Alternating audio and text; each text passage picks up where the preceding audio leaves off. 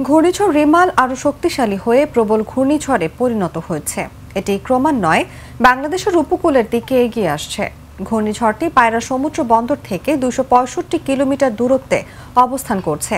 এটি আরও অগ্রসর হয়ে আজ সন্ধ্যা বা মধ্যরাত নাগাদ মোংলার কাছ দিয়ে ভারতের পশ্চিমবঙ্গের সাগরদ্বীপ এবং বাংলাদেশের খেপুপাড়া উপকূল অতিক্রম করতে পারে।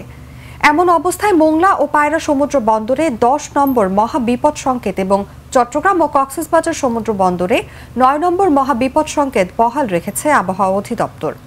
রোববার সকালে এক বিশেষ বিজ্ঞপ্তিতে এ তথ্য জানিয়েছে বাংলাদেশ আবহাওয়া অধিদপ্তর।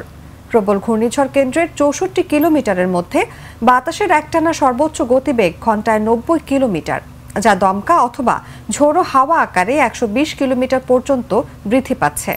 প্রবল ঘূর্ণিঝড় কেন্দ্রের নিকটবর্তী এলাকায় সাগর বিক্ষুব্ধ রয়েছে।